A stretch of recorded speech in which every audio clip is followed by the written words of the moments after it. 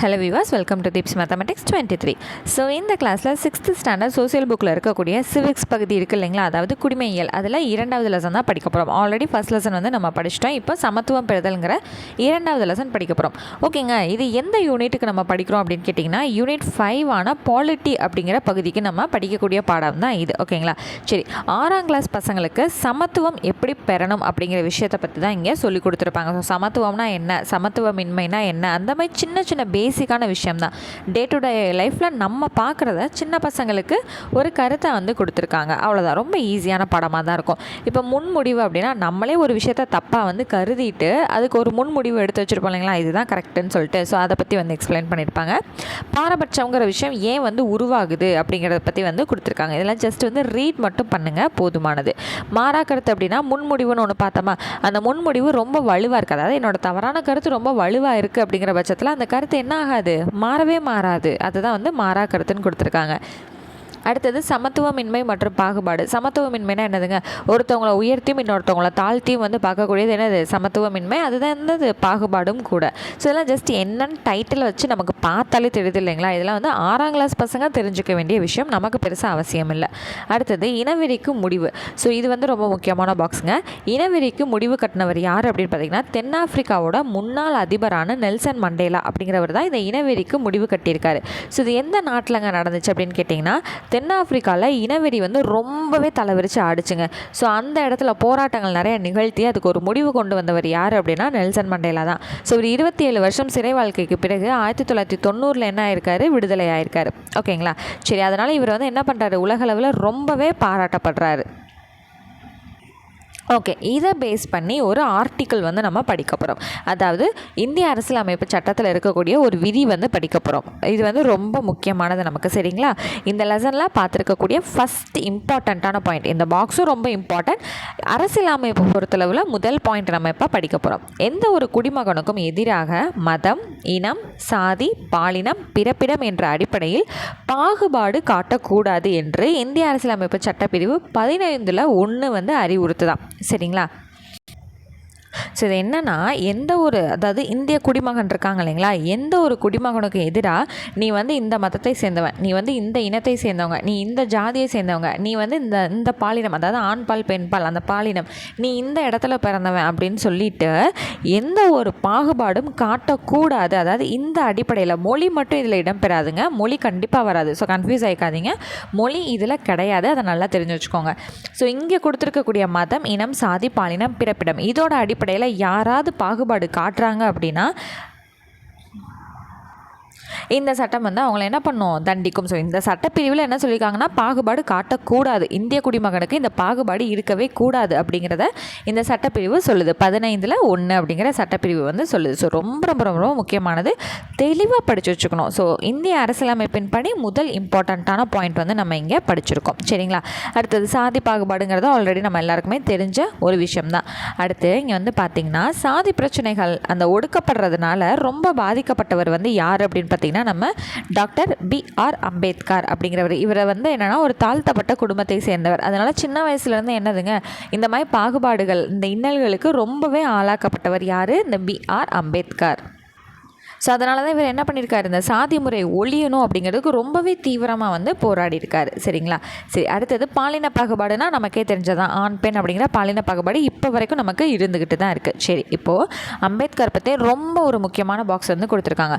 Already நம்ம என்ன பண்ணியிருக்கோம், தமிழ்லேயே அம்பேத்கர் பற்றி படிச்சிருக்கோம் இல்லைங்களா. இங்கே ஒரு எக்ஸ்ட்ரா 2 பாயிண்ட் வந்து ரொம்ப இம்பார்ட்டண்ட்டான பாயிண்ட் வந்து நம்ம படிக்க போகிறோம், ஓகேவா. அதில் முதல் வரியே வந்து பார்த்திங்கன்னா தெரியும், இவர் பாபா சாஹேப் என பிரபலமாக அழைக்கப்படுகிறார். அம்பேத்கரை என்னன்னு வந்து ரொம்ப பிரபலமாக கூப்பிட்றாங்க, பாபா சாஹேப் அப்படிங்கிறது கூப்பிட்றாங்க. இவர் இந்திய சட்ட நிபுணராகவும் பொருளாதார நிபுணராகவும் அரசியல்வாதியாகவும் சமூக சீர்திருத்தவாதியாகவும் திகழ்ந்தார். ஓகே தான், இது எல்லாமே ஆல்ரெடி நமக்கு தெரிஞ்ச விஷயம்தான். அடுத்து இவர் என்னென்ன பட்டங்கள் வாங்கியிருக்காருன்னு பார்ப்போமா, படிப்பு சம்மந்தமாக. 1915 MA, அதாவது இந்த MA இருக்கு இல்லையா, MA பட்டம் வந்து வாங்கியிருக்காரு. 1927 கொலம்பியா பல்கலைக்கழகத்தில் PhD பட்டம் வந்து வாங்குறாரு. அதற்கு முன்னாடியே லண்டனுக்கு போய் பொருளாதார பள்ளியில் DSc பட்டம் வந்து வாங்குறாரு. ஸோ பொருளாதார படிப்புக்காக அம்பேத்கர் சென்ற நாடு எது அப்படின்னா லண்டன். ஓகேங்களா, இது ரொம்ப முக்கியமான கேள்வி. அடுத்தது இவர் அரசியலமைப்பு நிர்ணய சபையின் வரைவு குழுவின் தலைவர். ஸோ இவர் உட்பட இன்னொரு 6 பேர் இவர் உட்பட 7 பேர், 1 + 6, இவர் தான் தலைமைங்க. இவருக்கு கீழே ஒரு 6 பேர், மொத்தமாக 7 பேர் கொண்ட வரைவுக்குழு தான் என்ன பண்ணியிருக்காங்க, உலகம் ஃபுல்லாக சுற்றி நாடு நாடாக நிறைய போய் நம்மளோட இந்திய அரசியலமைப்பு புத்தகத்தை உருவாக்கியிருக்காங்க இல்லைங்களா. ஸோ இந்தியன் கான்ஸ்டியூஷன் புக்கை உருவாக்குனதே அம்பேத்கரும் அம்பேத்கரோட குழுவும், மொத்தம் 7 பேர். அதை தான் என்னன்னு சொல்கிறாங்க, இந்திய அரசியலமைப்பு நிர்ணய சபையின் வரைவு குழு அப்படின்னு வந்து சொல்கிறாங்க. இதோட தலைவர் ஹெட் வந்து யார், அம்பேத்கர் தான். ஓகேங்களா. ஸோ அதனால தான் அரசியலமைப்பின் தந்தை அப்படின்னு சொல்லி யாரை சொல்கிறாங்க, அம்பேத்கரை வந்து சொல்கிறாங்க. ஸோ அடுத்த பாயிண்ட் வந்து பாருங்கள், இவர் சுதந்திர இந்தியாவின் முதல் சட்ட அமைச்சராக பணியாற்றினார். என்ன அமைச்சர், சட்ட அமைச்சர். ஸோ வந்து சுதந்திரம் கிடைத்த உடனே முதல் பிரதமர் வந்து யாருன்னு படிச்சுட்டு இருந்தோம், ஜவஹர்லால் நேரு அப்படிங்கிறது போன லெசனில் படித்தோமா. அதே போல் சுதந்திரம் வந்து கிடைச்ச உடனே அமைந்த ஒரு மினிஸ்ட்ரியில் இவர் வந்து யார், சட்ட அமைச்சராக வந்து இருந்திருக்கார். முதல் சட்ட அமைச்சர் இவர் தான். ஓகேவா. அடுத்தது, இவரோட மறைவுக்கு பின்னர் 1990 பாரத ரத்னா விருது இவருக்கு வழங்கப்படுது. ஸோ இது ஆல்ரெடி நம்ம தமிழ் புத்தகத்திலே அந்த பாடத்தில், அம்பேத்கர் பாடத்திலே நம்ம பார்த்தோமா. ஆமாங்க, அவ்வளோதான். அடுத்து வந்திங்கன்னா மத பாகுபாடு. ஸோ மத பாகுபாடுன்னா என்னதுங்க, நம்ம நாட்டில் நிறைய மதங்கள் இருக்குது. ஸோ அந்த மதங்களை வச்சு நிறைய பாகுபாடுகள், சண்டைகள்லாம் போய்கிட்டு இருக்குது அப்படிங்கிற விஷயத்தை பற்றி உள்ளுக்குள்ள வந்து ஒரு கருத்தாக வந்து சொல்லியிருக்காங்க. ஸோ அதை ஸ்கூல் பசங்களுக்கு எப்படி வந்து புரிய வைக்கணுமோ அந்த வகையில் சிம்பிளாக வந்து இருக்கும், அவ்வளோதான். ஆனால் நம்மளோட இந்தியா வந்து எந்த மதத்தையும் சார்ந்தது அல்ல, மதச்சார்பற்ற நாடு இந்தியா அப்படிங்கிறது லெசன் 1 நம்ம படிச்சிருக்கோமா. சரி, அடுத்து இந்த சமூக பாகுபாட்டை எந்த வகையிலலாம் நீக்கலாம் அப்படிங்கிற தீர்வுகள் வந்து கொடுத்துருக்காங்க. கிளாஸ் ரூமில் வந்து பசங்களுக்கு வந்து அதை சொல்லிக் கொடுக்கணும், கிளாஸ் ரூம்லேயே வந்து அந்த மாதிரி நம்ம கொண்டு போகணுங்கிற மாதிரி சில விஷயங்கள் தான் கொடுத்துருப்பாங்க. ஸோ இதெல்லாம் நமக்கு தேவையில்லைங்க. அடுத்து நமக்கு தேவையான ஒரு பாக்ஸுங்க, எழுத்தறிவு விகிதம். 2011ஆம் ஆண்டு கணக்கெடுப்புப்படி எழுத்தறிவு விகிதம் வந்து எங்கே அதிகமாக இருந்துச்சு, எங்கே கம்மியாக இருந்துச்சுங்கிறத நம்ம பார்க்க போகிறோம். ஸோ கன்னியாகுமரி தான் இருக்கிறதுலே ஃபர்ஸ்ட் வந்து வந்திருக்கு. அடுத்து சென்னை, தூத்துக்குடி, நீலகிரி. ஸோ இதில் நல்லா தெரிஞ்சுக்க வேண்டியது எழுத்து விகிதத்தில் அதிகம், அப்போ முதலிடம்ங்கிறது கன்னியாகுமரி. இருக்கிறதுலையே கடைசிங்கிறா தர்மபுரி. ஓகேங்களா. ஸோ இந்த 2 பாயிண்ட் நல்லா தெரிஞ்சு வச்சுக்கோங்க. இது கீழே இருக்கிறதெல்லாம் தெரியுதோ இல்லையோ, அந்த ஃபஸ்ட்டு 2மே தெரிஞ்சுக்கணும். ஸோ முதலிடம் கன்னியாகுமரிங்க, இருக்கிறதுலே கம்மி அப்படிங்கிறதுல முதலிடம் எது, தர்மபுரி. ஓகேங்களா. அடுத்தது வந்து பார்த்திங்க அப்படின்னா பாலின விகிதத்தில் எந்த மாவட்டம் அதிகமாக இருக்குன்னா நீலகிரி வந்து அதிகமாக இருக்குது, தர்மபுரி அங்கே என்னவாக தான் இருக்குது, கம்மியாக தான் இருக்குது. ஓகேங்களா. ஸோ தர்மம் வெல்லும், நான் எந்த வேலையும் செய்யாமல் நான் கீழே தான் உட்காந்துக்கிட்டே இருப்பேன், யாராவது செஞ்சு வெளில வைப்பாங்க அப்படின்னு சொல்லிட்டு நான் உட்காந்துக்கிட்டே தான் இருப்பேன் அப்படிங்கிறதான் இதுக்கான ஷார்ட்கட். ஓகேவா. அப்போ ரெண்டுலேயுமே எந்த ஊர் தான் கம்மியாக இருக்குது, தர்மபுரி தான் கம்மியாக இருக்குது.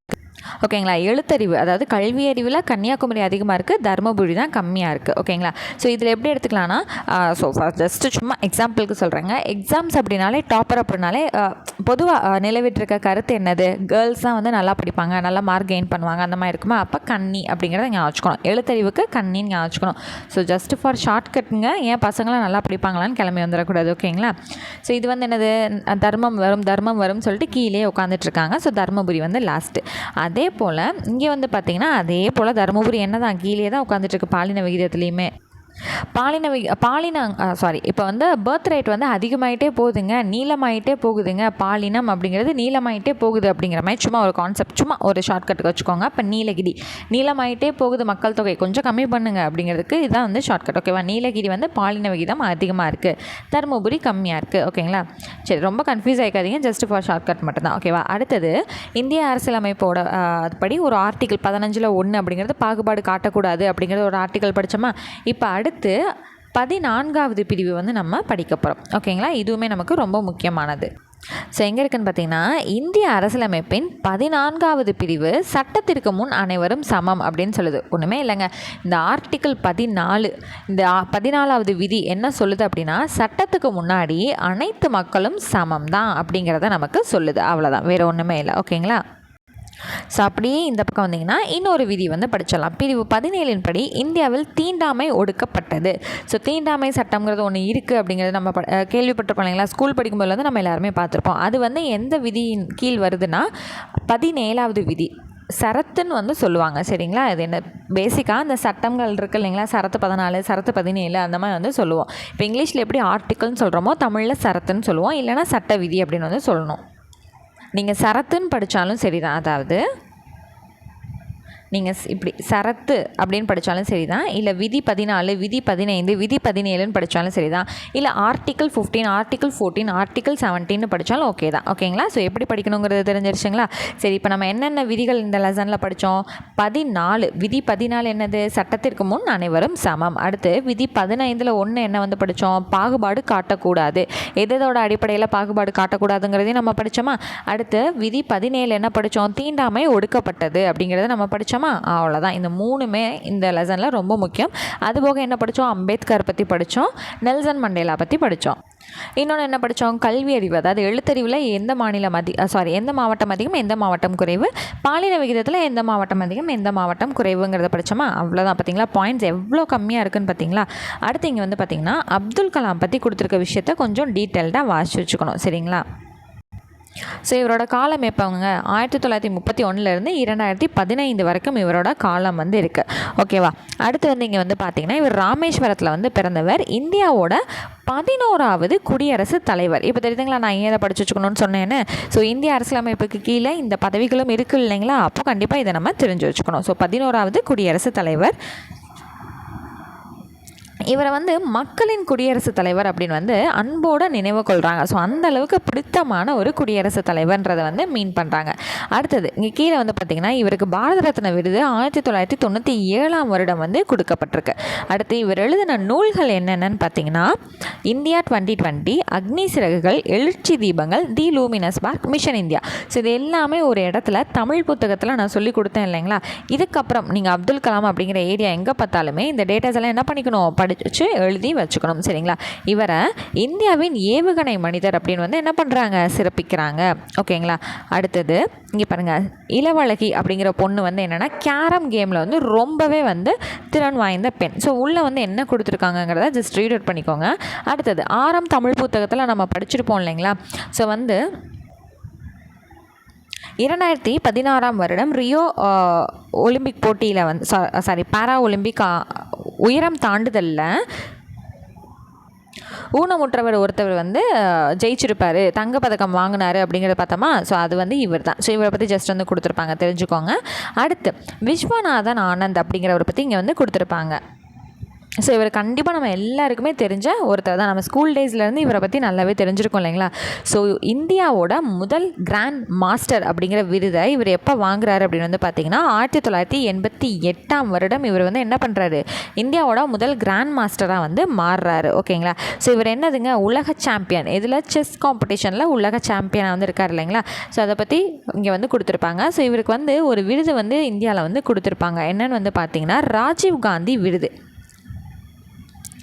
நாட்டில் விளையாட்டு வீரர்களுக்கு வழங்கப்படும் உயரிய விருதான ராஜீவ்காந்தி கேல் ரத்னா விருதை 1991 முதல் 92 பெற்ற முதல் வீரர் யாருங்க? விஸ்வநாதன் ஆனந்த். ஸோ இவங்களை பற்றி ஏன் இங்கே படிக்கிறோங்க தெரிஞ்சா? முதல் 2 நபர்கள் அப்துல் கலாமையும் விஸ்வநாதன் ஆனந்தையும் இதுக்காக தான் நம்ம படிக்கிறோம். அடுத்து பின்னாடி இருக்க 2 பேர் வந்து விளையாட்டு போட்டிகளில் வந்து சிறந்து விளங்கியவர்கள், அதாவது சாம்பியன் ஆனவர்கள். சரிங்களா? அவ்வளோதான். ஸோ இதெல்லாம் நல்லா கொஞ்சம் ரீட் பண்ணி வச்சுக்கோங்க. அடுத்து அப்படி வந்திங்கன்னா 1 மார்க்ஸ்.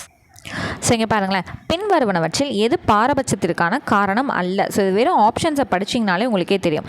சமூகமயமாக்கல், பொருளாதார நன்மைகள், அதிகாரத்துவ ஆளுமை, புவியியல். ஸோ இந்த புவியியலுக்கும் இந்த பாரபட்சத்துக்கும் என்னங்க சம்மந்தம்? இதுக்கும் அதுக்கும் எந்த சம்மந்தமும் கிடையாது. அப்போ ஆப்ஷன் இ தான் நமக்கான ஆன்சர். அடுத்தது பாலின அடிப்படையில் நடத்தப்படும் பாகுபாடு என்னது? பாலின பாகுபாடு தானே? அவ்வளோதான். அடுத்து 3வது கேள்வி, பாலின அடிப்படையிலான ஒத்த கருத்து உருவாதல் பெரும்பாலும் சித்தரிக்கப்படுவது திரைப்படங்களில் சித்தரிக்கப்படுது, விளம்பரத்துலேயும் சித்தரிக்கப்படுது, தொலைக்காட்சி தொடர்கள் சீரியல்ஸ்லேயும் வருது. அப்போ என்னது? ஆப்ஷன் இ. இல்லை, எல்லாத்துலேயுமே பாலின அடிப்படையிலான ஒத்த கருத்து உருவாகிறதுக்கு இவங்க எல்லாருமே ரீசனாக தான் இருக்காங்க. அதாவது ஒன்றுமே இல்லைங்க, இந்த ஜெண்டர் இன்இக்வாலிட்டிக்கு இவங்க எல்லாருமே தான் காரணம். ஓகேவா? அடுத்தது ஏபிஜே அப்துல் கலாம் அவர்கள் எழுதிய புத்தகங்கள் என்னதுங்க?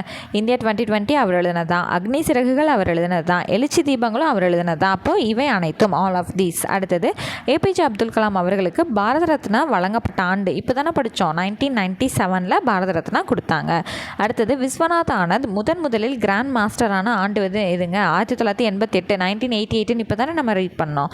அடுத்தது இளவழகி சிறந்து விளங்கிய விளையாட்டு என்னதுங்க? Carrom board. அது சொல்லியிருந்தோம் இல்லைங்களா, கேரம். அடுத்தது, அரசியலமைப்பின் எந்த பிரிவின் கீழ் எந்த ஒரு குடிமகனுக்கும் எதிராக மதம், இனம், சாதி, பாலினம், பிறந்த இடம் ஆகிய அடிப்படையில் பாகுபாடு காட்டக்கூடாது. ஸோ ஆர்டிக்கிள் விதி 15 வந்து நம்ம பார்த்தோமா? ஓகே. அடுத்து, B.R. அம்பேத்கர் அவர்களுக்கு பாரத ரத்னா விருது வழங்கப்பட்ட ஆண்டு எது? 1990. ரொம்ப ரொம்ப முக்கியமான கொஸ்டின், எப்பயுமே மறந்துடக்கூடாது, சரிங்களா?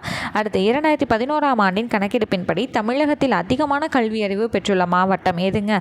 ஸோ கேர்ள்ஸ் அப்படிங்கிற ஒரு ஷார்ட்கட் சொன்னோன்னா கன்னியாகுமரி. சரிங்க. அடுத்தது வந்து பாரபட்சம் அப்படிங்கிறது என்னதுங்க? பிறரை பற்றிய எதிர்மறையாக மதிப்பிடுதல். அடுத்தது, மாறா கருத்து உருவாதல் அப்படின்னா தவறான பார்வை அல்லது தவறான கருத்து. அடுத்து, பாகுபாடு அப்படிங்கிறது என்னதுங்க? மற்றவர்களை காட்டிலும் சிலரை தாழ்வாக நடத்துவது. பிரிவு 14 நமக்கு இங்கே முக்கியமானது எதுன்னு கேட்டிங்கன்னா இந்த 4வது கேள்வி 5வது கேள்வி மட்டும்தான். முதல் 3 கேள்வி நமக்கு தேவையில்லை, சரியா? அப்போ பிரிவு 14ங்கிறது என்னது? சட்டத்திற்கு முன்னாடி அனைவரும் சமம். இங்கே இருக்கா?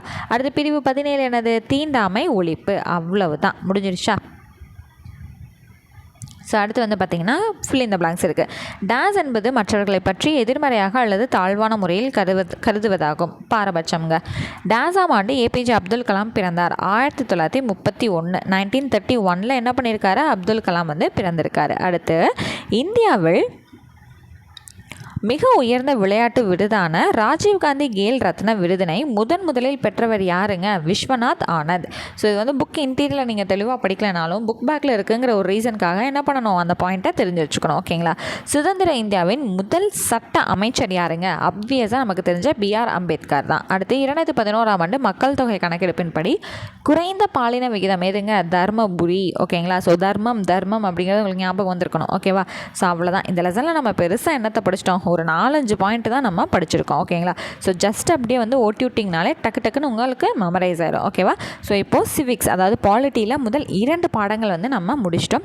ஸோ உங்களுக்கும் நம்மளோட GS பேட்சில் ஜாயின் பண்ணணுங்கிற இன்ட்ரெஸ்ட் இருந்துச்சு அப்படின்னா டிஸ்கிரிப்ஷனில் இருக்கக்கூடிய வாட்ஸ்அப் நம்பர் எடுத்துக்கோங்க. டெக்ஸ்ட் பண்ணி டீட்டெயில்ஸ் கேட்டு தாராளமாக நீங்களும் நம்மளோட பேட்சில் ஜாயின் பண்ணிக்கலாம். ஸோ இன்றைக்கான டெஸ்ட் கொஸ்டின்ஸ் உங்களுக்கு பேட்சில் வந்துடும், ஓகேவா? தேங்க்யூ.